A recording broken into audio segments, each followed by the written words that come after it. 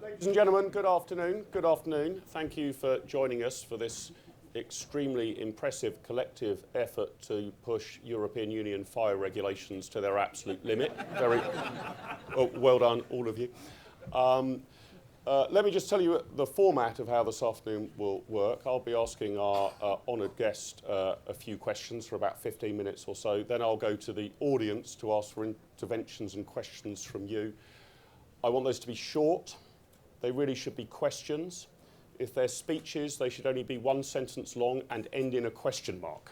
And I will be brutal on enforcing that. But thank you very much for joining us for this session at Think Tent with, I think, somebody who can best be described as the original Airbnb Uber riding freedom fighter, a cabinet minister who has made it her personal mission to promote free markets and greater personal liberty, not just in the United Kingdom, but right across the globe. Please give an extremely warm welcome to the Secretary of State for International Trade, the Right Honourable Liz Truss MP. Good to see you. Good to see you, Mark. So, Liz, welcome. Fantastic to have you in Think Tent. I'm going to ask you some fairly difficult questions, and then the audience are going to ask you some really difficult questions. That's the way this is going to work. But what I wanted to start by asking you about in your new role and your new portfolio, I can barely go on a website or open a newspaper without seeing a picture of you with a Union Jack in the background while you're earnestly signing some sort of trade deal with somebody from another country. You've been recently over to Japan. What is this actually amounting to? I mean, have we actually signed anything that matters yet in terms of trade? So what we've signed so far is essentially continuity agreements. So this is about making sure that deals that currently countries have with the EU, they now have directly with the UK. So I recently signed a deal with South Korea, rolling over the provisions in the FTA with the EU so that we have a direct relationship with South Korea. But what I've been doing in countries like Japan, Australia, New Zealand and the US is get started on the next phase, which is when we're going to be able to get our own free trade deals with those countries. And of course, those are going to be better, more exciting, more comprehensive and more imaginative than the deals they have with the EU. So let me just focus to begin with on the rollover. Because that's a whole load of stuff we'd have if we stayed in the EU, right? I mean, so that's just keeping us at ground zero. What proportion of the number of trade agreements that we have as an EU member have we now rolled over? If we are it's to around leave, around 70% and, is the answer. Can you get the other 30% done by October the 31st? Possibly not. The Canadians have gone into a general election, right. So they are currently in purdah, and that's one of the biggest that might happen here at some point as well, so we're told. Well, I hope so, because by hell do we need an election. The Parliament is dead as a dodo, and we need to get going, and we need to get on with our future. And the idiocy last week of Parliament being recalled and then deciding absolutely nothing shows that it simply isn't fit for purpose, and we need to move on. But yes, there are obviously issues in Canada. They've got an election going on at the moment. There are some other countries that we're still in negotiations with. And many of the countries I'm talking to, and Japan is a case in point, have a deal with the EU, which rolls in a very long period. So it will take a full 10 years for the provisions of the EU-Japan FTA to come into effect. And what the Japanese want, and what we want, is something that's going to happen more rapidly than that and be more ambitious than that. Okay, and talk us through how's it more ambitious? I mean, are we going to be members of the Trans-Pacific Partnership in 6 months' time? What's more ambitious about it? What's better than we've got at the moment? How will the average voter or consumer or businessman notice the impact of these deals that you're signing? Well, in the specific case of Japan, first of all, it's a long period of time over which the current deal rolls in. So we would want something that was more rapid. And yes, we want things that are much more advanced in areas like financial services and technology. We do want to accede to what is now called the CPTPP, the Trans-Pacific Agreement. It was made That's a bad rebrand. It was isn't made politically correct by none other than Justin Trudeau, the international king of political correctness, and he made it the comprehensive, progressive Trans-Pacific Partnership. So are we joining that? So it makes it a complete mouthful to say, but we still want to join it. We still want to join it despite its new title. But where are the areas where I appreciate for, if you like, UK-only deals, when you're not dealing with rollovers of existing arrangements, you want to break new ground, and those can't be implemented until we've left the European Union. But paint me a picture as to what will change. I mean, you're saying these are going to be ambitious and exciting. Which sectors, industries are these going to impact on in a benevolent way to supercharge economic growth in the UK? So this is the first time the UK will have struck its own independent trade deals for 45 years. And we've got a unique opportunity because we can negotiate these deals in parallel, allowing us to get the best terms with all the counterparties that we're negotiating with. And where are the UK interests? Well, the answer is they're right across the board. So it could be gaining access for UK agricultural products, whether that's lamb into the US, whether it's other products around the world. It can be getting tariffs removed. So, for example, Stilton faces a tariff being exported into the US. We could seek to get that tariff removed. It could make some of goods coming into the UK cheaper. So take, for example, the tariffs on American wine that are in place at the moment. And on goods again, we've got significant tariffs in place. So British fashion, which is a key export, faces a large tariff going into the US and going into those other countries. So at its most basic, it's removing tariffs and it's gaining market access.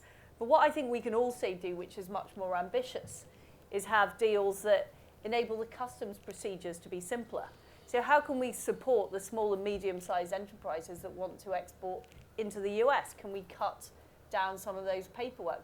What about the financial services companies that want to move, different financial professionals between countries? Can we make it easier for them? What about our great media and creative industries? How can we make it easier for them to operate overseas and to sell more Love Island into the US, for which I hear there is big demand? So it goes right across the scale. And I think the point is the EU does take significant time to negotiate deals. And as I mentioned in the case of Japan, there's quite a long lead time on those deals being implemented. We're a country operating on our own. We can be more nimble, we can be faster, and we can be more ambitious. We also lead in the world in areas like technology. So we are number 3 in the world for billion-dollar tech companies. And it's in our massive interest to be a company that's open for tech investment, that has rules on, for example, the exchange of data that are simple to follow, we can mutually recognize other countries with similar types of rules. So there are lots of opportunities in those high-end service industries for the UK. And one thing that struck me when I was over in New Zealand, where I had a very positive meeting, the New Zealanders are great exponents of free trade. After all, once we abandoned them to some extent in the 70s, they made their own way in the world and are now one of the world's most successful exporters. But it's significant that we export more goods than services to New Zealand. And you'd think it was the opposite. This is a country on the other side of the world that operates in the English language. Surely there's an opportunity for the British insurance industry in New Zealand, for British banks, for British marketing companies. So I think there's a whole range of opportunities that we'll be able to open up. So forgive me. I'm not going to conduct all the negotiations here in the IEA tent because I don't want to give away. That's what I thought. Exactly what you'd agreed to do. I'm afraid there are some people. I've seen some Canadians already in this audience who I think might be writing notes and taking them back to their relevant governments. So, but you'll forgive my cynicism whenever I hear a cabinet minister saying we had a very positive meeting. I sometimes think that's code for no tangible progress was made, but we got on with each other. What tangible process is being made, and what are the barriers you're finding? And I particularly want to ask you about the USA. So if you were to break the EU down, not treat it as a single currency, the USA is our biggest trading partner. As we start to talk about how we could improve trade relationships there, what do you think, if you like, are the easy as hurdles that we can smash away. And what do you think the problems are, the glitches are, the tough negotiation that you and your American counterparts will have to go through over the table, bits that you might not be able to resolve? We're seeing how difficult it is to negotiate with the European Union, having been a member of it for 40 years. What do you think the opportunities are and the potential is for a trade deal with the USA? Is it easy, simplicity itself, or what are the problems in getting one over the line?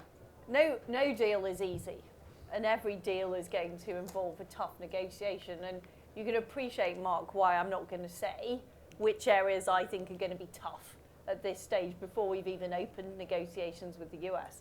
The next stage would be us publishing our negotiating objectives so we can get going on the talks. If you look at the US's negotiations with Mexico and Canada, they've been concluded within a year. So, the US does move relatively rapidly in terms of trade negotiations. The EU is known to be, because they do have to get agreement of all of the member states, now 27 rather than 28, it can be a tough process, although the EU recently concluded CETA, for example. The Australians and New Zealanders, I think, countries that we have particularly close links with. I was struck when I was over in Australia and New Zealand the amount of time they use the word family, and they really see the UK as part of their family. They want those opportunities for young people as a rite of passage to be able to come and work in the UK and vice versa. So we need to move forward on this agenda, but this is obviously going to be a tough negotiation, but it's by no means impossible. And the fact that a small country like New Zealand has successfully struck trade deals across the world, much smaller economy than Britain. We're fifth largest in the world, and we are a greenfield site. But we can do things differently, and we can do things in a more modern and more innovative approach, which I'm very excited about. And all of the partners I've been speaking to want to see a comprehensive deal. They want to see a deal that includes services, a deal that is comprehensive, not one that just covers certain aspects of the economy. But you've mentioned tariffs a lot, and obviously those are the trade barrier that people instinctively think about, and are most obviously shown on price. If there's a 10% tariff on cars, your car will be 10% more expensive. But I think some of the work that I've seen done, I can see Shankar Singham, our Director of International Trade at the IEA, suggests that, by all means, let's lower tariffs. That's the easy part. But about 3/4 of the trade distortion is actually regulatory distortions, that the rules that we have about what might constitute, to pick something entirely at random, an acceptable piece of chicken, are very different to the rules that they will have in the United States of America about an acceptable piece of chicken. Almost the tariff barriers are neither here nor there if the regulatory barriers are such that it's very difficult to sell one particular product and service in another market. Do you think the UK government is willing to, if you like, put its entire regulatory handbook on the table as part of its trade negotiations? Or are we going to walk in with a whole number of sort of red lines, we can't change this, we can't change that, we're not willing to negotiate on the other, which then presumably would make that negotiation much harder for you to conduct? Well, let's be clear, at the moment, our regulatory handbook is written by the EU. So we've got a regulatory handbook, not of our own choosing, that doesn't necessarily suit the UK economy and doesn't have the flexibility that we would want. And I am a critic in general of excess regulation.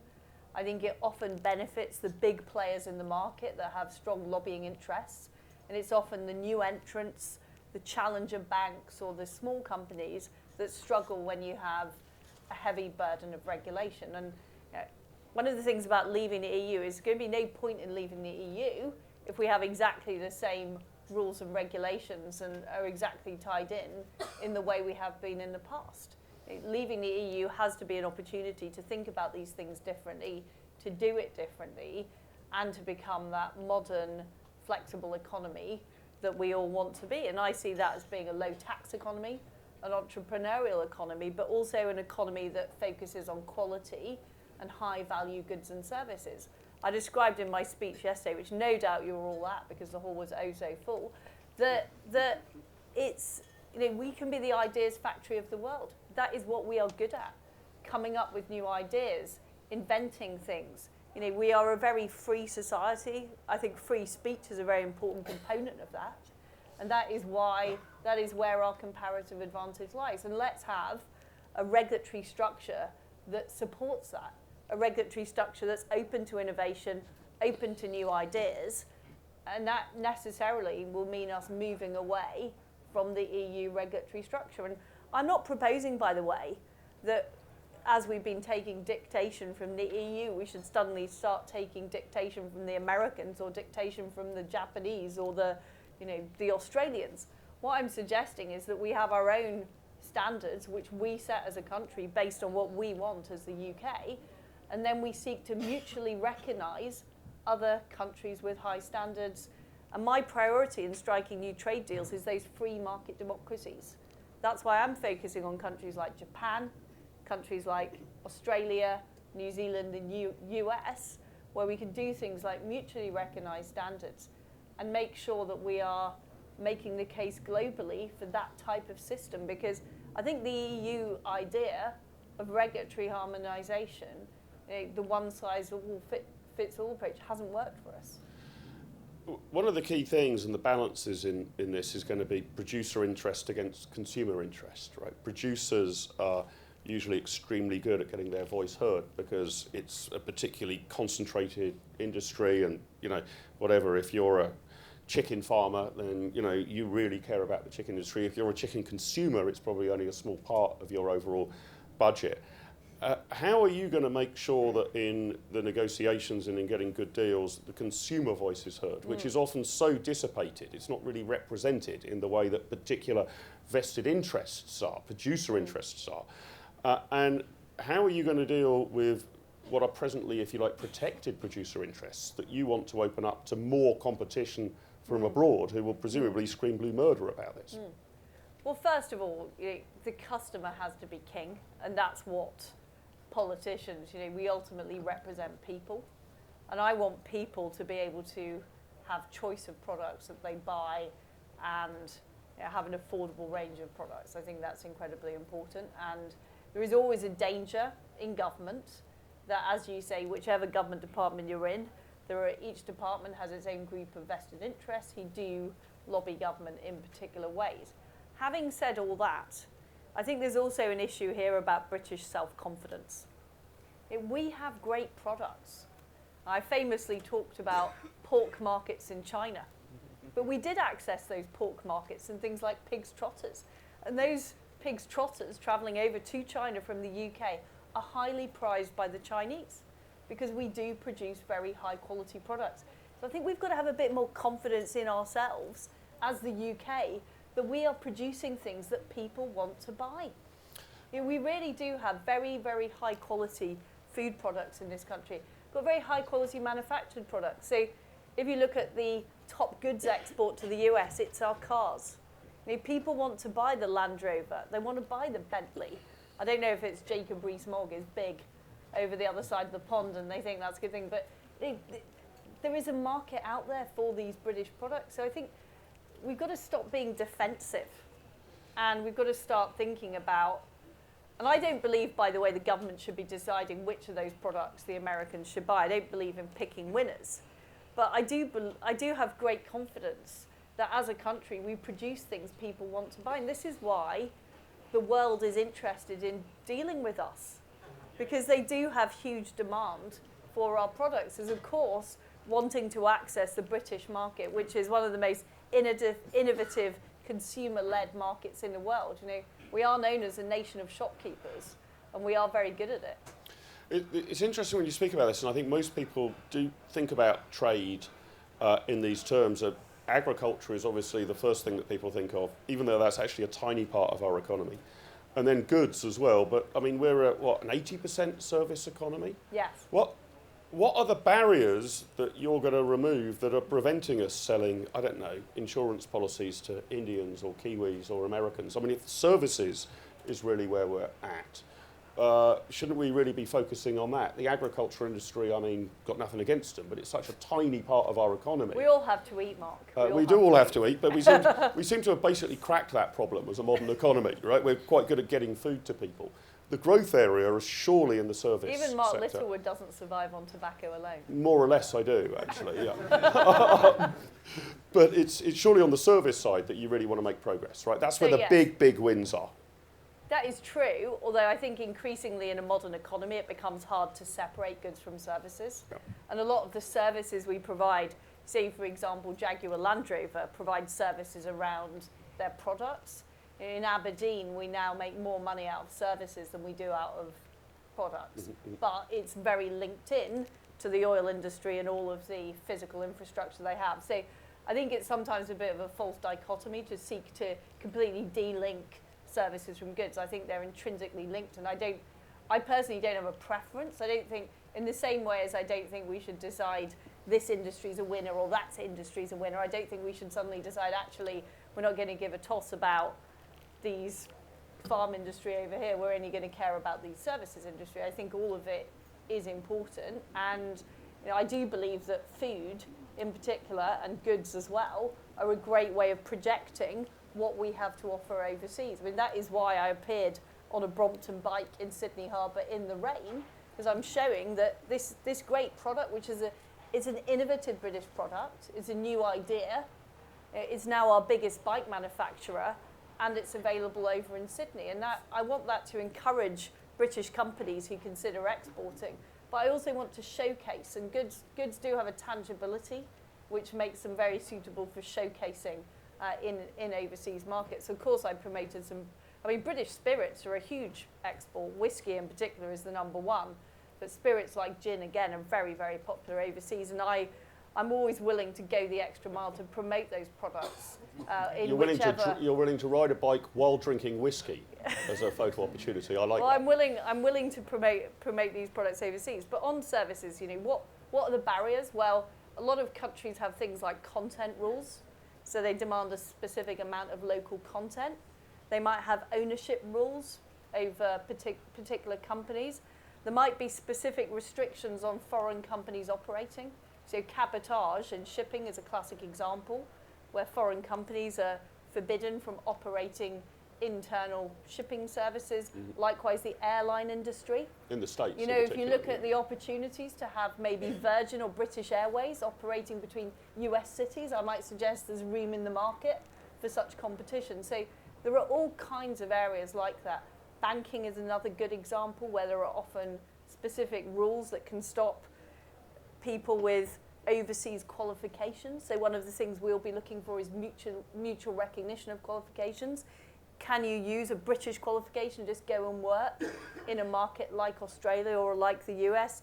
Again, a huge benefit to our service industry. So these are all going to be part of the negotiations. I'm going to ask you one last question before I go to the floor. So if people want to ask a question, try and catch my eye. And the last question before I go to the floor is, are you able, I appreciate you can't conduct the negotiations now, but to sort of give us any sense You're doing a good try of it. Yeah, of course I'm doing it. I think you might have been hired by the Americans. That's why they pay me the big bucks for, yeah. Can you give me a sense of timescale there? I mean, is this a sort of 15-year process before any trade deal's in place, or are they going to be rolling out, every fortnight there's going to be another document signed? What would we expect to see, assuming that the Brexit process is completed? How quickly will we see these things come online as a general rule of thumb? So I would say months rather than years for the first deals to start being done. And what I also think is that trade is a catalyst for really important domestic reforms. As we leave the EU, we need to become more competitive. We need to look at our tax system, as the Chancellor's pointed out, make it simpler, make it lower. Look at our regulatory system, look at our planning system, all of these things, because we're no longer part of this block. We do have to make it on our own. We've got to live on our wits, live on our ideas, and live on what we produce as a country. So trade to me is very much connected with that domestic reform agenda. How do we make our economy and country more successful? Okay, I'm going to take, let's say, 3 or 4 interjections from the floor. Gentleman on the aisle here, second row. I know you, but perhaps you can introduce yourself to the audience and make your question short and succinct would be great. A very quick question. My name is Scott Hodge. I'm with the Tax Foundation based in Washington. When I talk to people in Washington, they're very enthusiastic about cutting a trade deal with the UK. On the other hand, there's a great deal of heartburn because the UK seems to be hell-bent on passing a digital services tax, and they see that as a direct assault on U.S. companies. So how do we square these two desires? One, an attack on U.S. companies or the perception of that, and then the idea of getting a real good trade deal with the UK. Let me take the gentleman just in front of you. Thank you very much. Higher education through our world-class... Can you introduce yourself, sir? James Noble from Brighton Kent Conservatives. Higher education through our world-class universities is one of our great British exports, exporting not just our knowledge but our values around the world. What role do you see is opening up access to that sector as a useful lever in trade negotiations? And can I take Charles over there on the far end, second row? Charles Grant from the Centre for European Reform. Talking to some of the countries who may want to have future trade agreements with the UK, they tell me, including some people on the American side, they want to wait to see what our relationship is with the EU, because if we end up aligning with the EU on agricultural rules, industrial rules or service rules, then that would affect the kind of deal that they would think they can get from us.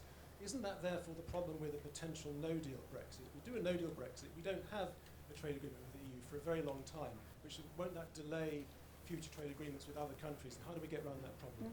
So just Roy, Scott asked about particularly the digital services tax. You know, how do you handle that in the States? James asked about universities being a great export. How do we supercharge that? And Charles on the sort of how do you even begin the second, playing multi-dimensional chess over here until we've actually sorted out what the end game is with the European Union? So first of all, I think it's very important principle, and I said this from the start, that we need to determine our own domestic policies for what's right for Britain. So we can't allow other countries to dictate our tax system. Having said that, of course, I believe we need to have a simple tax system that attracts investment as much as possible. So I know the Chancellor's looking at this issue as part of his consideration in advance of the budget, but I'm broadly speaking in favour of simpler, lower taxes. On the subject of higher education, I completely agree with you. I think one very important move we've just made is allowing people to work for 2 years after they've studied in the UK. But I see this as a industry or institutions with massive potential. We lead the world in terms of universities, and we need to also allow more activity around our universities. They're a huge driver now of economic growth. On the question about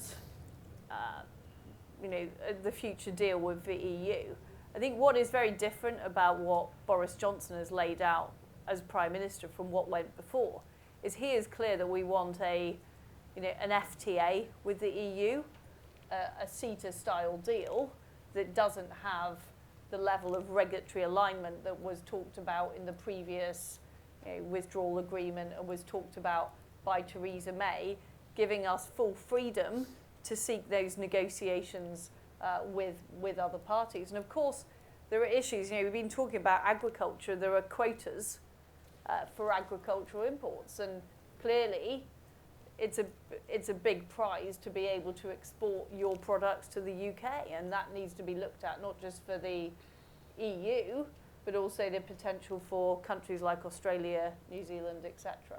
Let me just press you on that a little bit. Do you see the whatever our final arrangement is with the EU as a kind of prerequisite to sort of supercharging your trade deals, or should we be doing everything simultaneously? No is the answer to question one.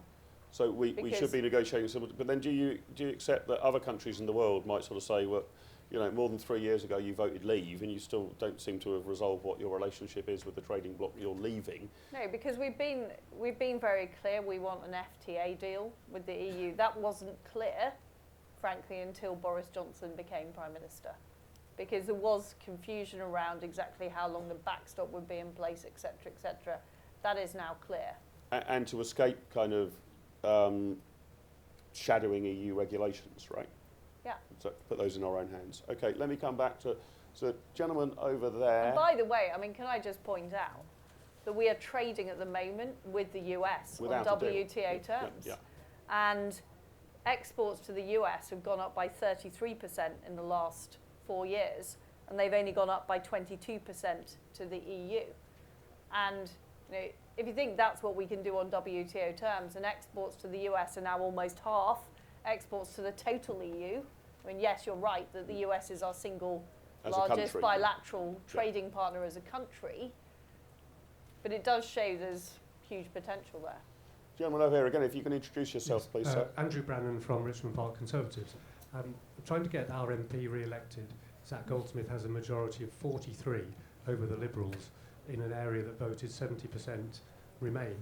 I think obviously that's going to be very difficult, but one of the areas where I'm sure you can manage it. I've got every faith. Thank you for your confidence. But I'm sure one of the areas where he can pick up support from perhaps the more fair-minded Remainers is things like export of live animals, which is an issue to a lot of people in our area, and also buying food from Africa and other third world countries. At the moment, it's almost impossible for them to get into our market because of the tariff barrier from the EU. If we can get those out of the way, it must surely be better to buy food from Africa rather than give them $1 of aid from DFID. There's a lady here in the middle, if you can, sorry, I know it's harder to get the microphone to. Thanks, Kate Young from the NGO Chemtrust. You mentioned mutual recognition, Liz. That tends to lead to the lowest common denominator of standards being adopted. So I just wonder how that fits in with taking back control and how you will prevent reduction of protections, for example, in environmental standards. And would you mind then passing the microphone just back to the gentleman just behind you? Damien Phillips, Director of Proactive Public Affairs.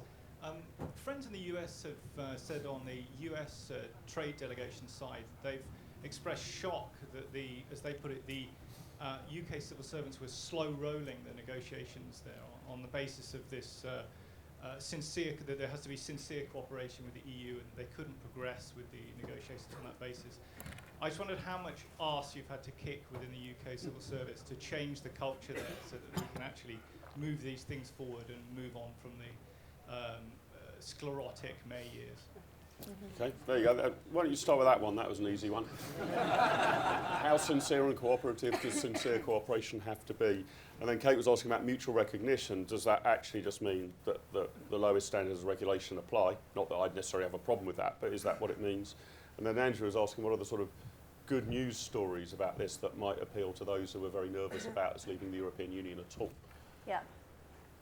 So on the what I've found since I've arrived at DIT is very effective civil servants. We've got an excellent Permanent Secretary, Antonia Romeo, who is very, very proactive. And we've also got Crawford Faulkner as our second Permanent Secretary, who was formerly the Chief Negotiator in New Zealand. And I'm very keen to get these excellent people going on the trade negotiations. We've already done a lot of preparatory work.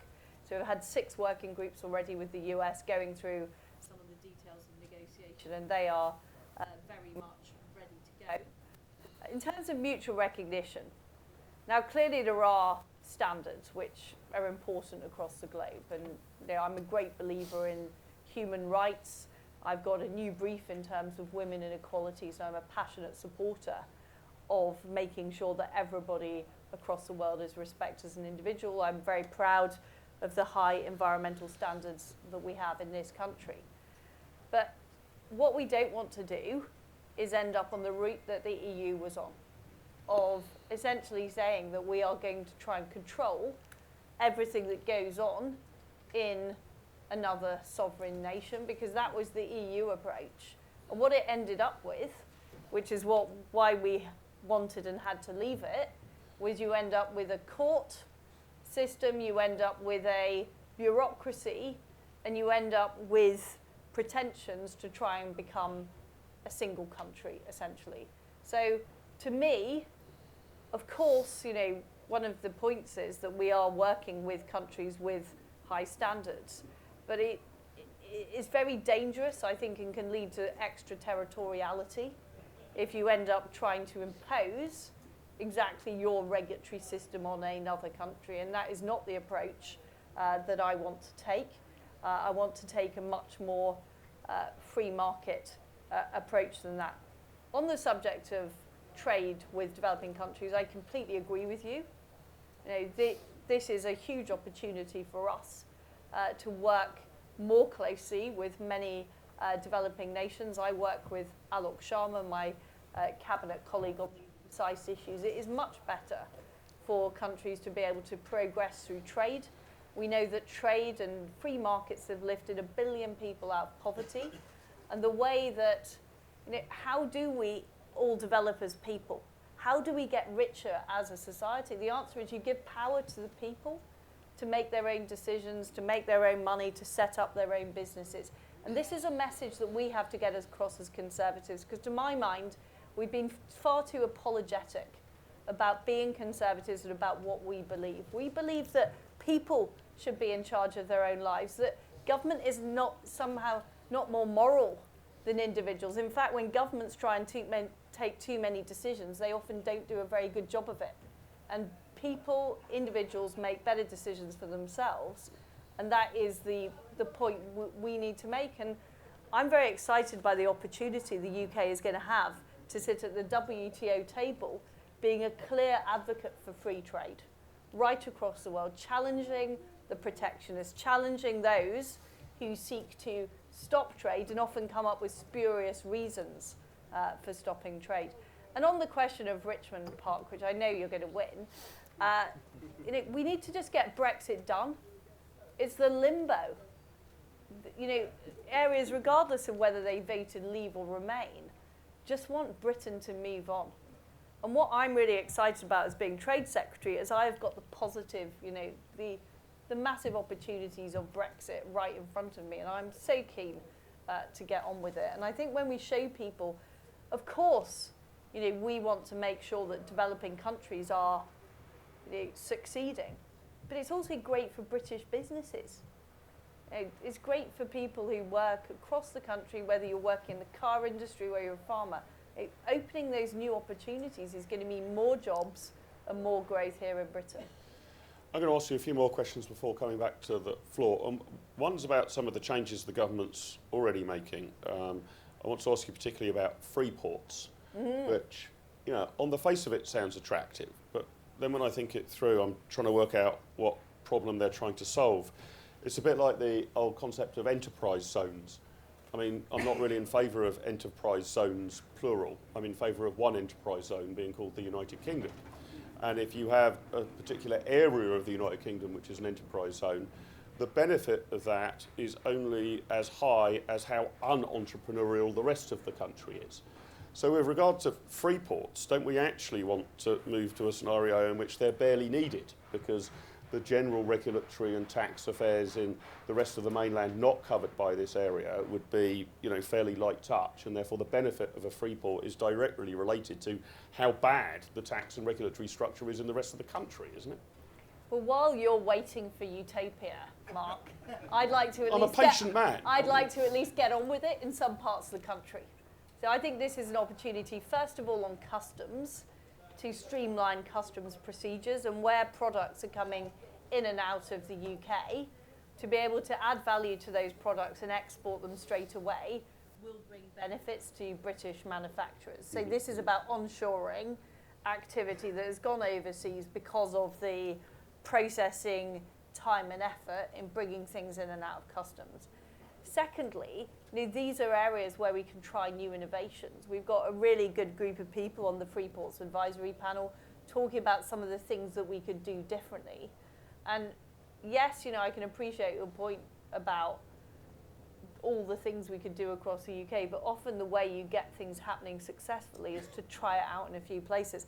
It's why our free schools programme has been successful, is that, Catherine Burble-Singer, the Michaela School in Brent, has done something very, very different with her school, and now people are seeing that and they're looking at how they could adopt those kind of policies. So what we want is different types of free ports across the country, trying out new things and trying out how Britain could be different. Because I think we need to take a bit of a leap of faith as we leave the EU in terms of looking at what does the future of Britain look like. We are the ideas factory of the world. Many new inventions come from Britain, whether it was the World Wide Web or the Mr. Whippy ice cream. And the second of those is much more important. I don't actually like Mr. Whippy, it's a matter of opinion, but the point I'm making is, let's use this to spur on the future. Before I come back to the audience, I was going to ask you a kind of geopolitical question. You said a few moments ago you can't wait till Britain's got its seat around the WTO table to press a sort of free trade and liberalisation across the globe. Isn't the world actually moving towards protectionism? I mean, the US is now engaged in this sort of tit-for-tat trade war with China. President Trump seemed to be, in some degree, elected on a protectionist ticket, highly sceptical about NAFTA. Although he has just signed the USMCA. So, right, well, that's what I want to... So there's a difference between the rhetoric and the reality. Do you think, but there clearly is a trade war with China going on there, right? So do you think, and I think actually some of the polling indicates that the British population are highly sympathetic to free trade arguments, I mean, yes. overwhelmingly so. But are we a sort of lighthouse in a desert? I mean, is the rest of the world now moving towards a much more protectionist approach, just as we in Britain are trying to embrace a more free trading buccaneering approach? So there are clearly tensions, in the US-China dispute that is taking place, and there are various other things taking place. Meanwhile, trade deals continue to be signed. So the US has just done a deal with Japan. They've just done a deal, USMCA. The EU has done a deal with Japan. So these FTAs are emerging. I think there's a need to reform the World Trade Organization and make it fit for purpose for How would you want to see it reformed? Well, I'm actually going out to the WTO next week to have discussions about how we can move that forward. But what I want to do is work with like-minded partners, like the Australians and New Zealanders, on what we can do to make it What do you think's clunky about it or wrong about it at present? Well, I think the appellate procedure, for example, and we've got to make it work for what's happening now. I don't want to prejudge my discussions that are taking place, but I want it to be a strong organisation that is going to be, work into the future. And I think Britain's voice is important. I keep saying we're the 5th largest economy in the world, but we're also one of the largest free market economies and democratic countries sitting at that table, and that is also extremely important. Let me come back to the floor for a few questions. Where are the microphones? I'll take Rory at the back there, then the gentleman here, then the gentleman there. Let me take that back to free. Again, if you could introduce yourself, Rory. Sure. Rory Broomfield from the Commonwealth Research Centre, Infrastructure Consultancy. UKEF, UK Export Finance, is 100 years old this year and has criteria, quotas and an allocation system that other countries do not have and other export credit agencies do not have. Can you look at this system and ensure that UKEF is competitive when there are other ECAs offering, or indeed not offering, the quotas or allocations that UKEF currently is restricted by? Well, there's a gentleman here. Thank you. Philip Rush, Chief Economist at Heteronomics. So, obviously, well done on getting 70% rollover on the trade deals. I was wondering whether that is a literal word-for-word rollover, in the sense of, are all the institutions and arbitration mechanisms identically the same? For example, the Canadian Investment Court that the EU and Canada were going to set up to arbitrate, would that apply if we were to roll over with Canada? And I'd also like to know whether you anticipate there being any problems if we were to leave with no deal and we reverted to this very low alternative tariff schedule, which, while welcome in many ways, would squeeze the relative advantage of having a trade deal with the UK. Thanks. And then at the back row there, gentleman in glasses there. Thank you. Charles from Southampton Conservatives. The port of Southampton, I think, is either the biggest or one of the biggest ports in the UK.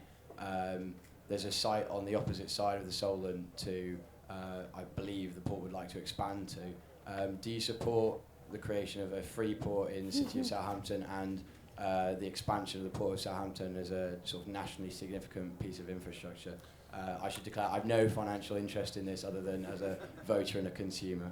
And Delighted to get a pro-Southampton question in. For those of you who don't know, I'm a devout supporter of Southampton Football Club, so I should have taken that one earlier. So on the expansion of our ports, will Southampton become a free port? How will you decide? The question of the rollover, are they really word for word? How much is it? Just Control-C, Control-V, and how much have they changed? I'm not just sitting in my office. And then Rory on the UK export approach. Is this actually way out of date? Do we need some domestic reform there? So UK EF is, I think, a very good export finance programme. As you're right, we celebrate the 100th year anniversary next week. In fact, we are looking at what more can be done to make it more flexible. I'm interested particularly in how we can help more small and medium-sized enterprises, back them overseas. And we're also looking at modernising our trade missions and our approach. So there are some countries that aren't, on our first list for FTAs, but where we do see very, very strong opportunities. So we need to focus on that. In terms of the rollover, it's broadly speaking the same, but they're not identikit, and there are various small aspects of difference. With Canada, we haven't agreed a rollover deal, so that doesn't apply. But now we're very much moving on to looking at the new free trade agreements. And of course, we will learn from the best in class across the world.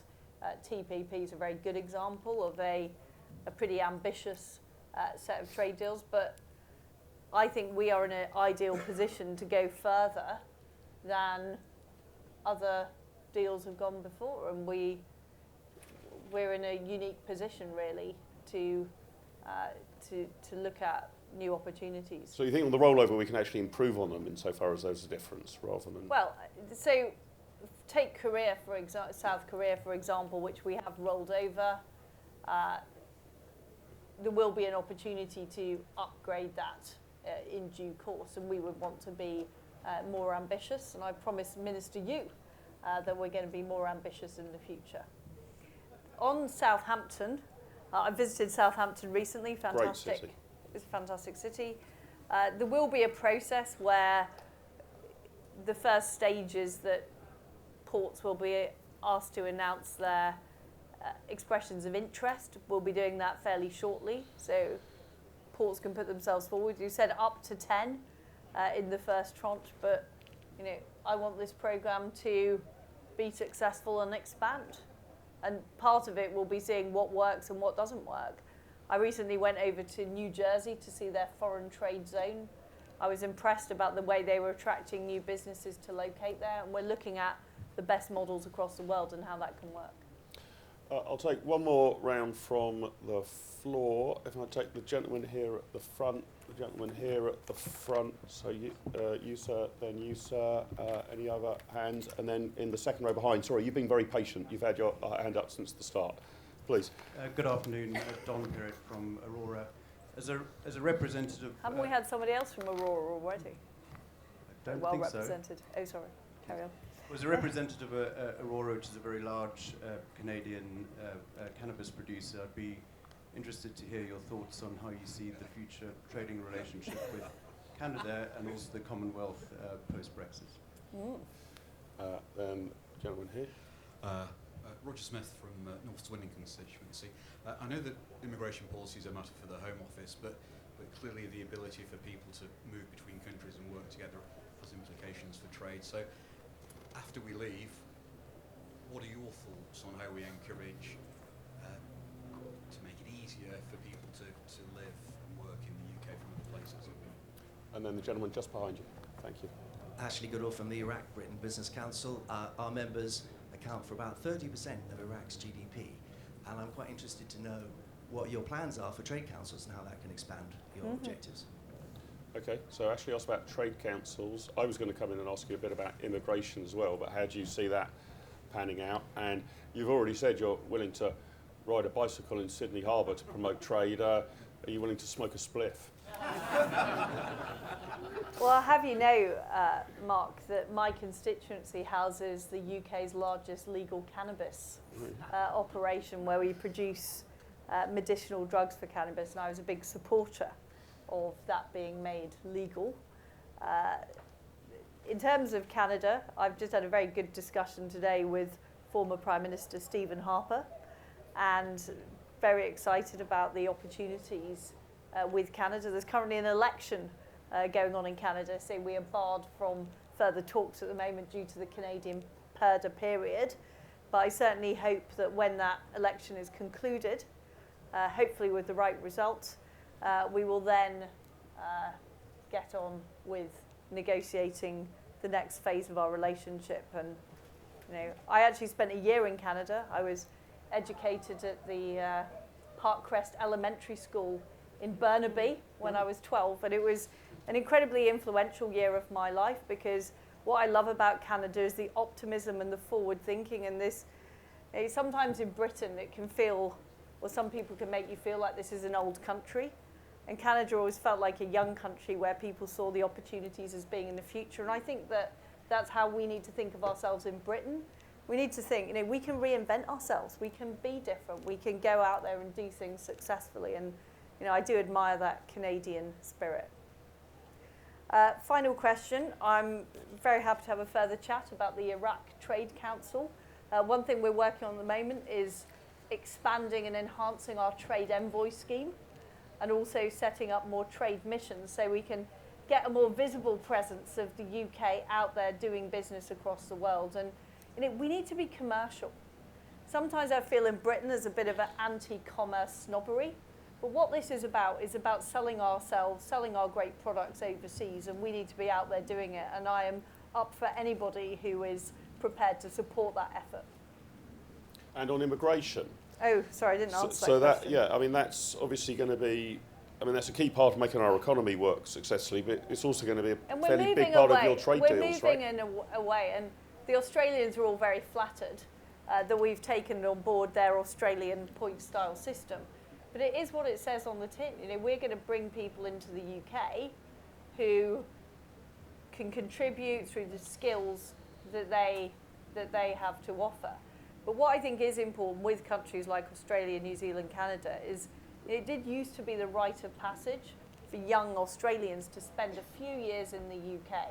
And that was an incredibly important part of building up our relationship, and I would like to see that happen again. So on immigration post-Brexit, are you expecting net immigration to rise, the balance of it to change? Are you indifferent to how it happens? I know the target has now been abandoned. Is the right approach. I think we need to... one of the big failings to me of the Blair government was to, rather than making sure that young people in our schools and colleges and apprenticeships were doing the things that we needed training for, instead it was just, the attitude was, let's solve this problem through migration, leaving many young people out of work or without the relevant skills. Youth unemployment was 20% when we took over in 2010, and that's now almost been halved. So what you don't want is just to use immigration as a tool to fix failed domestic policy. But of course, if we need people, particularly areas like science and technology, of course we should be creating more homegrown over the longer term. But yes, and you're seen under Priti Patel, we have seen liberalisations in those areas, whether it's PhDs, whether it's entrepreneurs, and also students, which I think is a really important measure. The 2-year stay. 2-year stay for students. I think I wanted to finish up by you reference that you hope there's an election soon. Let's assume there is one. I pray there's an election soon. Even though I'm not very religious, I'm still praying. Let's assume there is an election, and let's assume that the current administration is re-elected. Questions have come up about immigration, agriculture, financial services, the whole lot. The interesting thing about your brief is it sort of cuts across so many other departments, right? They're all delighted by that. Well, that was exactly the tension that I wanted to suggest. I mean, immigration could be a part of a trade deal. That's a Home Office brief. Standards in agriculture might be part of a trade deal. That's a DEFRA brief. Relationships on what financial services products might we mutually recognise. Well, that's going to be a Treasury brief. How do you think the next administration, assuming the present one is broadly re-elected, let's just make that assumption, how confident are you that getting trade done is going to be front and centre of the next administration's agenda, rather than you sort of nearly getting the horse to water and then one department or another or one vested interest or another preventing that horse from drinking? Because you've got so many different interests beyond your department which are so crucial to the success in your role. Is that fair? So, first of all, it's imperative that we deliver on this. This is the promise of Brexit. This is the opportunities that Brexit brings to all of our constituents across the country. And it is people across Britain that will benefit from this agenda. And the cabinet under Boris Johnson is a very cohesive team. You know, we do want Britain to succeed. You know, there are many people around the table who championed free trade as part of the Vote Leave campaign. So Theresa Villiers, for example, the DEFRA secretary, is a strong free trade supporter. So there is a I call it ideological, which is a good thing, by the way, ideology. I call it there's an ideological belief in free trade and free enterprise around that cabinet table, and we will make this happen, and we will work as a team to make it happen. Well, that's encouraging, and I want to leave you with a question about how you would see, again, assuming the present administration's re-elected, who knows what's going to happen next in politics, but let's assume that's the case. What sort of, we've touched on Freeports a bit, but what other domestic reforms do you think would be helpful in order to further facilitate our free trading relationship with the rest of the globe? Well, I mean, I mentioned some of them earlier. The Chancellor's talking about tax reform. Rob Jenrick's talking about planning reform, which is very important. You know, we need to focus on the regulatory burden and what we can do to make Britain continue to be a great place to run a business. You know, I think all of these things are areas that we will look at. Okay, before I formally thank you, Liz, here's the advertisement. Please do come along to a range of our other events here at Think Tent. In fact, this evening, it's not in this suite, but I'll be speaking at a panel on whether we should care about inequality. That's jointly between ourselves and Oxfam in the Stanley Suite at the Midland Hotel at 6 o'clock. Tomorrow at 10:15 to 11:15, we have a panel on is there a case for recreational cannabis legalisation, not just medicinal. That's in this very room. And around lunchtime tomorrow at 12:45, we have a similar format to this. My colleague Kate Andrews will be in conversation with Robert Jenrick around. You can ask him about planning reform. Well, we intend to. we intend to hold his. Oh, by the way, we want planning reform in our Freeports as well. Well, that make would be it much superb. Easier to if you'd build. If you'd like to hear more about the IEA and our publications and events, there's a bowl on the table over there. Throw your business card into it, and by doing so, we will consider that you've given us GDPR rights to communicate to you about our upcoming events, publications, and we will be sharing your information with the Taxpayers Alliance, who will do likewise. If the range of publications that you can take away with you for free are not sufficient, and I'm sure they won't be, please consider joining the IEA Book Club. Promoted here by our new research director, Saeed Kamal, who will be known to many of you, until recently the leader of the European Conservative Group in the European Parliament. That will make sure that you have all the free market material you need to perfectly put the case the length and breadth of Britain. Thank you very much for joining us. Good luck dealing with the thunderstorm as you depart. But please join me. This is what the weather was like in Sydney, by the way, so it's not just Manchester. So you're used to it. Please join me in thanking and wishing every success to a free trading, free marketeer, buccaneering cabinet minister. Liz, thank you so much for joining us. Thanks so much.